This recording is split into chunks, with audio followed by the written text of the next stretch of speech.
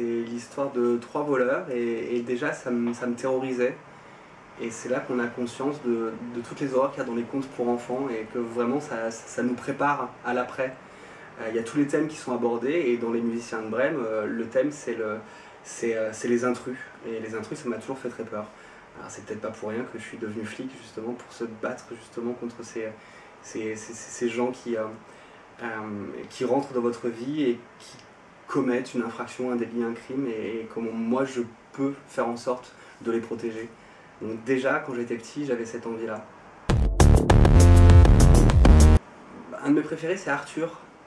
J'aime bien ces personnages qui ne sont rien au début mais avec un destin incroyable et à savoir s'il va embrasser son destin ou pas. Et pour l'histoire d'Arthur elle est juste incroyable parce qu'elle mélange en plus, le magique, le surnaturel et aussi le dépassement de soi. Il y a tous les ingrédients pour frissonner et tous les ingrédients pour avoir envie pour lui et c'est un beau parcours de vie. J'en ai parlé dans mon dernier bouquin, c'est L'Attrape-Cœur de Salinger. Parce que ça parle d'un gamin qui avait à peu près mon âge quand je l'ai lu, que j'étais en pension à l'époque à Saint-Nicolas du Chardonnay. Et puis, j'ai eu une enfance assez carrée. Mais c'est moi qui l'ai demandé. Parce que j'étais un mauvais garçon. Donc il a fallu me recadrer et donc j'ai décidé moi-même d'aller en pensionnat. Donc voilà, c'est cette histoire de ce gamin qui va tout plaquer pour refaire sa vie alors qu'il a même pas 20 ans. Généralement on recommence soit 30 ans, 40 ans, mais celui-là va se prendre en main dès 15 ans et moi je trouvais ça magnifique de voir toute cette force en un seul petit bonhomme et de voir tout ce qu'il allait croiser, de voir qu'il allait avoir une vie d'adulte bien avant l'heure et qu'il allait devoir faire des choix d'adulte alors qu'il était qu'enfant. Et je me suis beaucoup retrouvé dans ce personnage-là, c'est un personnage qui m'a énormément séduit. Et c'est un livre que j'ai lu à chaque grande période de ma vie. Ce serait Stand By Me de Stephen King. À nouveau l'histoire d'enfant, d'un groupe d'amis qui va rentrer, c'est juste pendant les vacances, ils vont rentrer dans une vie d'adulte. Et en fait, ensemble, entre amis, ils vont découvrir le corps d'une femme adulte. Et c'est un peu comme un passage à la vie d'adulte qui se fait jamais en douceur. C'est souvent violent le passage à la vie d'adulte. On doit oublier nos rêves, on doit devenir mature. C'est assez compliqué. Et ces gamins-là vont rentrer dans la vie d'adulte en découvrant justement le corps d'une femme adulte mais morte. Et c'est un bouquin qui est passionnant. C'est un bouquin sur l'amitié. C'est un bouquin sur la fraternité. Qui moi a accompagné ma jeunesse. Celui-là aussi j'ai lu maintes et maintes fois. Frankenstein de Mary Reilly, c'est incroyable. Je crois qu'elle avait 17 ou 18 ans quand elle l'a écrit et je l'ai étudié en philosophie en première année de philo. Et de voir qu'une jeune femme dans cette époque-là pouvait toucher du doigt d'une manière tellement précise, avec tant d'acuité, alors qu'elle était juste enfant, j'ai trouvé ça vraiment remarquable et ça n'est qu'après que j'ai réalisé, que j'ai appris que c'était une enfant qui avait écrit ce livre. Parce qu'à cet âge-là, on est encore un gamin. Et de voir tout ce qu'elle avait en elle, toute cette maturité, toute cette intelligence. Et puis, c'est un bouquin qui peut se lire autant de fois qu'on veut, tant il y a de paliers, tant il y a d'angles de lecture. Le Frankenstein, c'est bien au-dessus de Dracula pour moi, alors que déjà c'est une œuvre incroyable, mais Frankenstein c'est une de mes préférées. Je vais reprendre l'exemple de Stephen King, mais ce sera un peu compliqué de passer à côté. Carrie, j'ai beaucoup aimé. J'ai adoré celui-ci, et là je vais bien passer pour un couillon parce que je me souviens plus du titre. C'est celle qui lance des boules de feu. C'est Carrie. Carrie aimait le feu quand elle n'est pas contente. Mais elle, Fireball,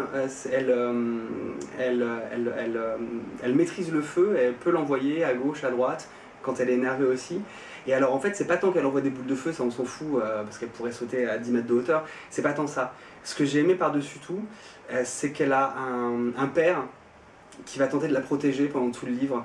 Et c'est donc le combat d'un père pour protéger son enfant. Et c'est vrai que la relation au père est quelque chose qui moi, m'intéresse énormément et que j'ai pas encore eu le temps d'approcher dans mes livres. Et c'est un de mes futurs buts, de réussir à écrire une vraie histoire père-fils. Ça, c'est quelque chose qui me plairait beaucoup. J'aimerais beaucoup pouvoir avoir un rendez-vous avec les ados, c'est-à-dire de pouvoir écrire des petits épisodes de 30-45 pages une fois tous les 2 mois et d'avoir un rendez-vous de nouvelles en fait et de créer un personnage. Maintenant c'est un peu compliqué parce qu'effectivement le héros doit avoir entre 15 et 20 ans et j'ai peur de faire semblant d'écrire pour la jeunesse. Je pense que c'est vraiment quelque chose que tu dois avoir au fond de toi et autant je savais pas que je savais écrire quand j'ai commencé Code 93. Je me suis découvert en écrivant Territoire, donc je perds pas trop l'espoir en fait, d'avoir peut-être ça dans ma plume et de pouvoir écrire pour les ados parce qu'il y a ça de magique qu'ils ont une carapace moins grosse et une critique moins importante, ils sont prêts à entrer dans n'importe quel imaginaire et dans le monde que tu auras créé. Ils sont beaucoup plus ouverts, ils sont peut-être un peu plus conciliants et ils n'ont pas peur des grandes aventures et des grandes fresques. Quand moi je commence à écrire des choses un peu trop rocambolesques ou héroïques ou un peu trop d'aventures, on me dit calme-toi, c'est du polar, reste un peu terre à terre et puis c'est du polar français, donc n'oublie pas quel est ton public. Et la littérature pour ados, j'ai l'impression qu'elle peut nous permettre d'exploser littéralement et d'aller partout dans les recoins de notre cerveau. Et plus qu'une envie, c'est vraiment quelque chose qui m'intrigue. Parce que quand tu te mets à écrire de la littérature pour les ados, en fait tu passes un pari avec toi-même, tu vas aller rechercher dans ton cerveau un peu toutes les folies que tu as. Alors c'est un beau face-à-face qui t'est proposé quand tu le fais. Et je crois que tu sais de quoi je parle, Calliope. Même dans Code 93, parce que dans Code 93, il y a un faux vampire, un faux revenant, et si je ne me trompe pas, il y a une autocombustion.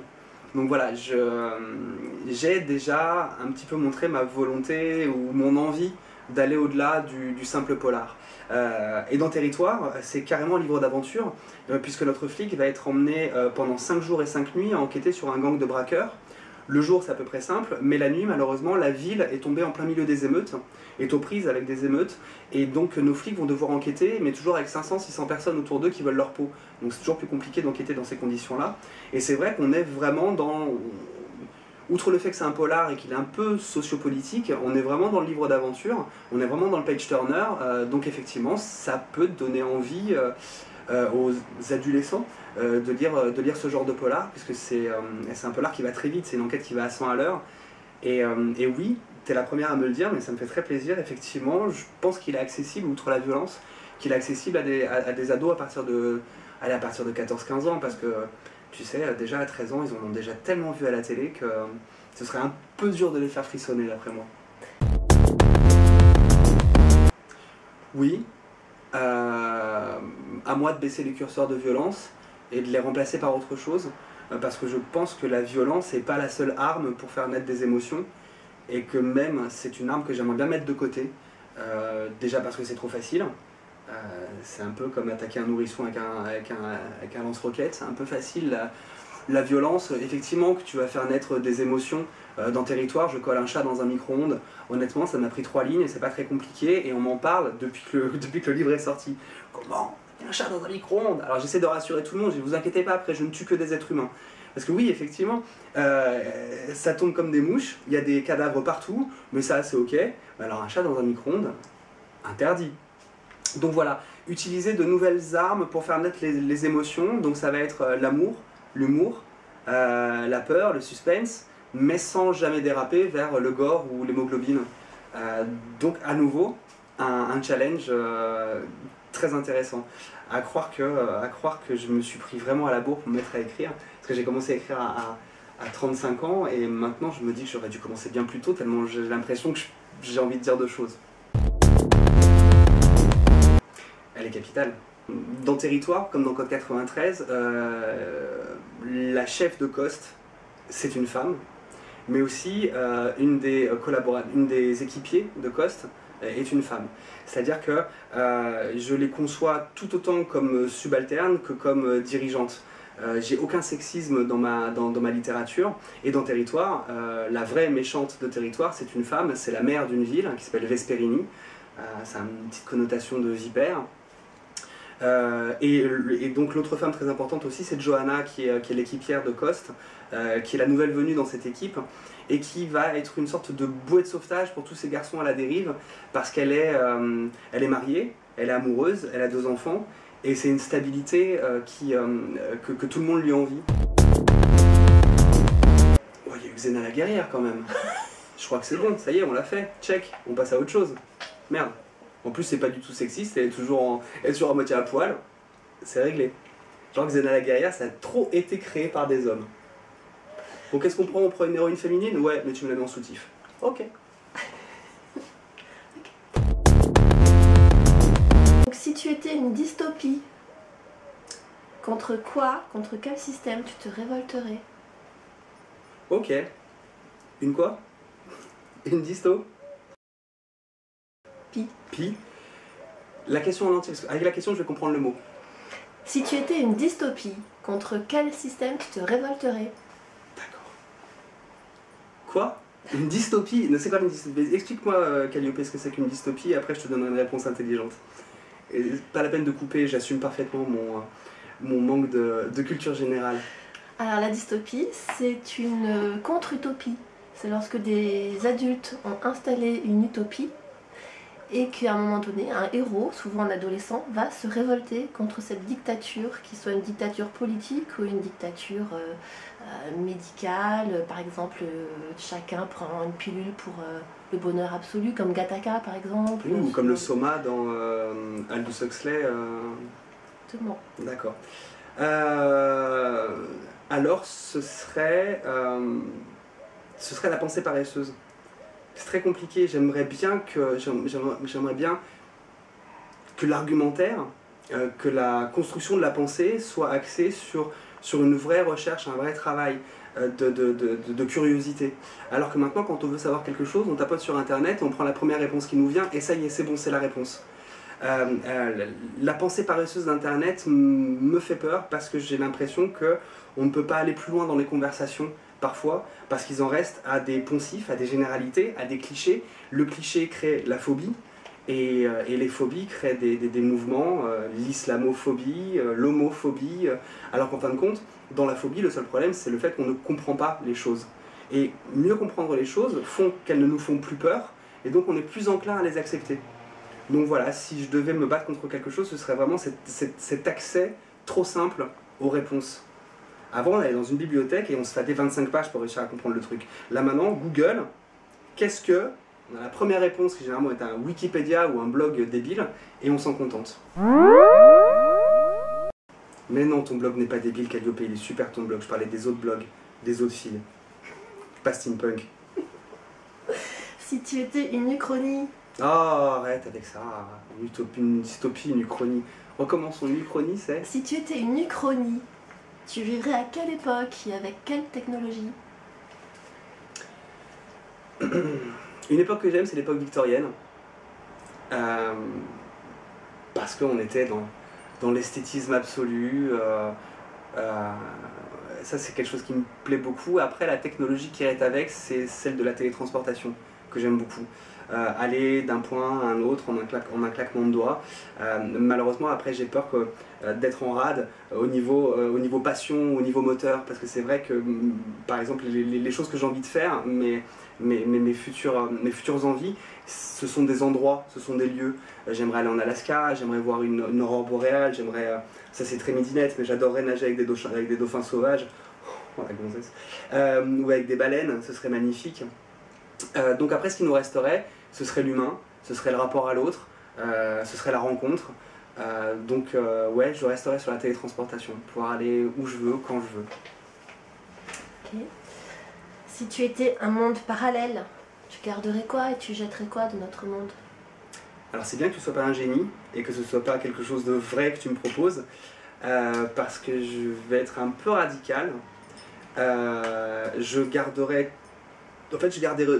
tout et je virerai tous les êtres humains, Malheureusement, je suis dedans, je sais, c'est pour ça que c'est un peu radical, mais on est le virus de cette planète, on sait très bien où on se dirige, c'est-à-dire qu'on se dirige à un étouffement, on se dirige à une fin qui est déjà annoncée, et pourtant on ne va rien faire contre. On va aller jusqu'au bout, on va l'user jusqu'au trognon, et on va en crever, et c'est marrant de savoir comment on va mourir, et pourtant de ne rien faire contre ça. Donc ouais, je raserai l'être humain et je garderai tout ce qui est animaux, pandas, koalas, tout ça. Quel pouvoir magique tu aurais aimé avoir? L'invisibilité, je suis pas sûr que ce serait une bonne idée de me refiler ce pouvoir magique, mais l'invisibilité ça me plairait bien. Le concept de pouvoir assister à tout sans être vu et donc de ne pas parasiter la situation par sa présence. Alors beaucoup d'hommes pensent à l'invisibilité pour bien d'autres choses, mais non, moi c'est pas du tout pour ça, c'est pour pouvoir être le témoin de choses secrètes. J'adorerais. Et donc, si tu avais un look steampunk, tu t'habillerais comment? Alors on en a déjà parlé. Oh merci. Alors on en a déjà parlé et je crois que ce serait plutôt, c'est pas steampunk, je le sais, tu vas me faire la morale, mais ce serait plutôt Mad Max en mode post-apocalyptique, avec des fringues un peu déchirées, mais avec quand même cette volonté. Je te vois sourire en fait, hein, et quand même avec cette volonté d'aller vers un monde un peu plus équitable. Et s'il le faut par la violence, eh bien Mad Max le fait par la violence. Donc ouais, c'est un monde que j'aime bien. Donc si j'avais à choisir, ce serait Mad Max. Okay. Mais je sais que c'est pas steampunk. Tu peux. Merci. Et on les met là en fait. Tu fais comme tu veux. Attends, après j'ai un problème de crédibilité. Ah ouais. Attends, 30 secondes. Pas du tout. Voilà pourquoi. C'est bon, hein. Je te remercie.